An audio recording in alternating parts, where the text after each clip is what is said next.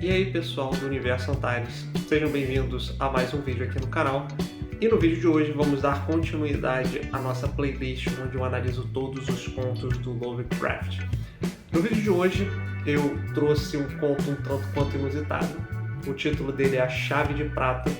E esse conto, que foi escrito em 1926 e publicado em 1929 pela editora, pela revista Weird Tales, né, onde as Pulp Magazine, as revistas Pulp, elas publicavam essas narrativas fantásticas.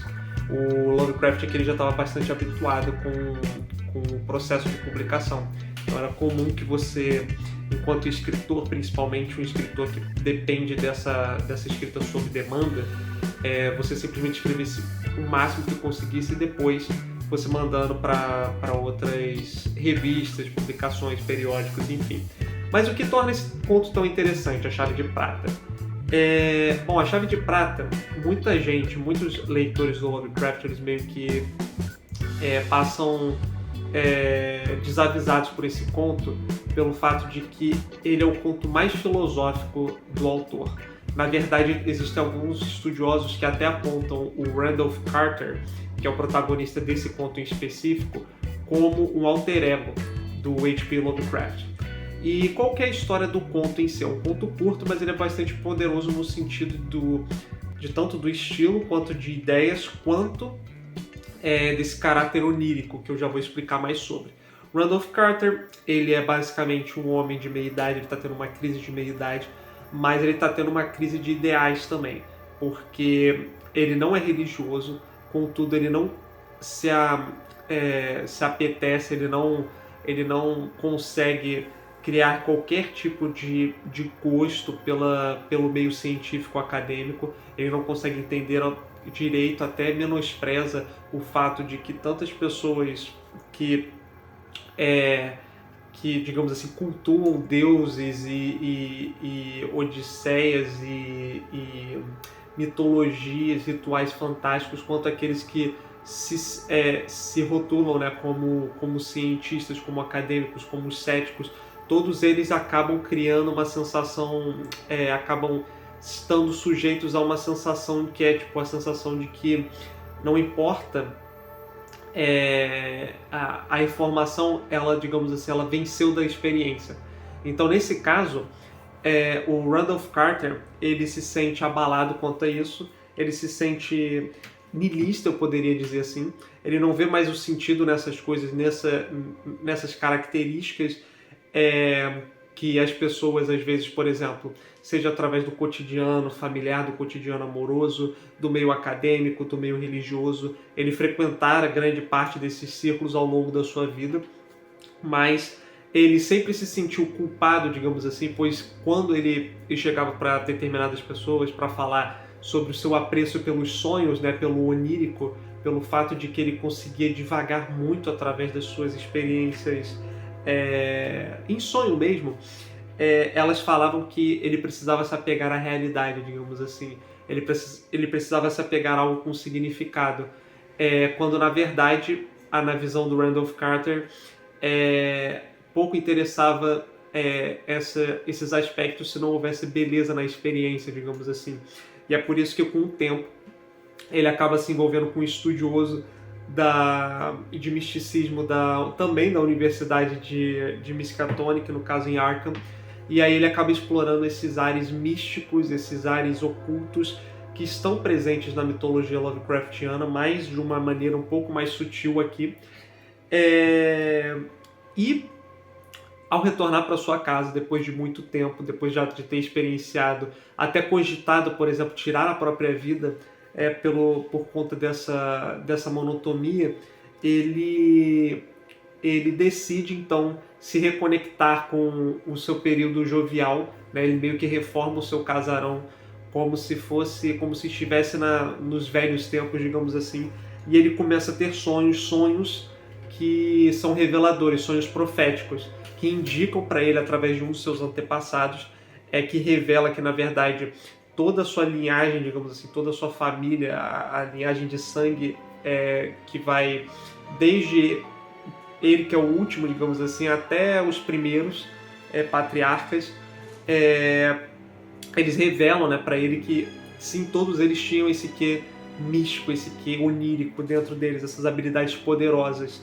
E aí eles indicam justamente, não sei, não lembro agora, mas eu acredito que seja o avô dele, indica que há um compartimento secreto na casa de uma pessoa, de um antepassado ainda mais longínquo, digamos assim, que revela uma chave de prata.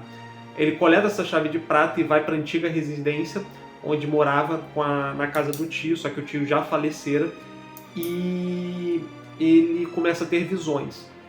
Aqui a gente tem um momento de prosa púrpura também, que é quando não dá para saber se a gente está lendo as descrições relacionadas ao que o Randolph Carter enxerga quando ele chega na residência, ou seja, algo que de fato é crível, ou se é, digamos assim, uma divagação, fruto da imaginação dele. E o H.P. Lovecraft, sabiamente, o narrador é como se fosse outro familiar, né? Outra pessoa próxima do Randolph Carter, ele deixa isso ambíguo. Então isso contribui para o estilo do texto, consequentemente. Então o Randolph, ele se vê, digamos assim, de volta à sua infância, e ele explora, através de um valezinho assim, que tem uma espécie de estrutura de igreja, e dentro dessa estrutura próxima assim dela tem uma rachadura e uma parede específica. Ele decide explorá-la, e o conto termina justamente com ele erguendo a chave de prata, né? Ele não sabe ao certo por que ele está levando ali, tá levando o objeto até aquele local, é só um instinto que ele tem. E a partir dali o conto corta, digamos assim, a gente tem uns 3 ou 4 últimos parágrafos dedicados aos familiares do Randolph Carter, mais especificamente aos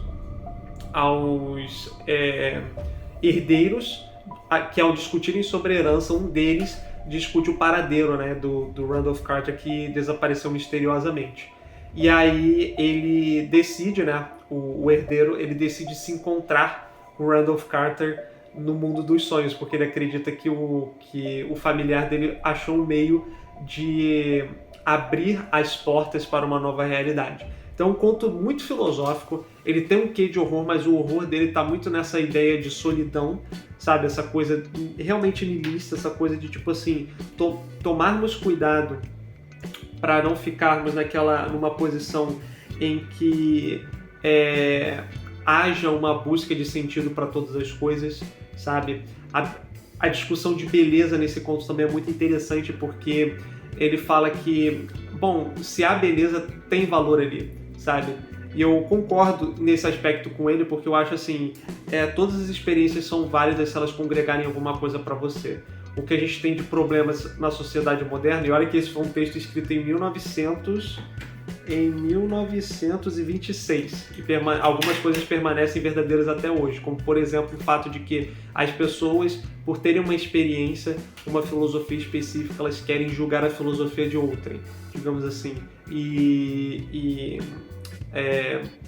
anular o valor que aquilo, independentemente da verdade daquele aspecto, daquele elemento, tem ou não para a vida delas, ou para a sociedade como um todo, ou para os fatos científicos. Se aquilo não trouxe, digamos assim, se aquilo trouxe uma experiência positiva para ela, muitas pessoas, né, que têm essa filosofia pouco querem saber disso, então elas acabam menosprezando, e vice-versa. A mesma coisa com as pessoas que às vezes veem um pensamento mais científico, um caráter mais observacional, e por conta disso querem, digamos assim, denegrir, né, essas ideias que às vezes podem ser muito robustas e até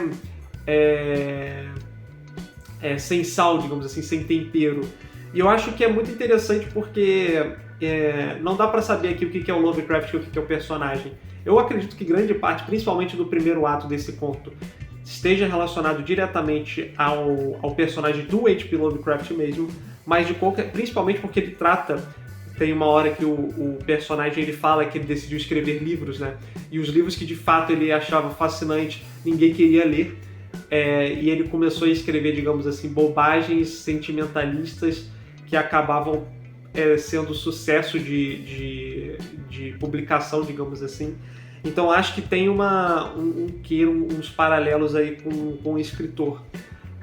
Mas eu acho muito interessante esse conto em específico, eu queria comentar dele em algum momento. Se vocês conhecem outros contos dele com essa pegada também me digam aí, mas se eu não me engano esse eu acho que é o mais filosófico.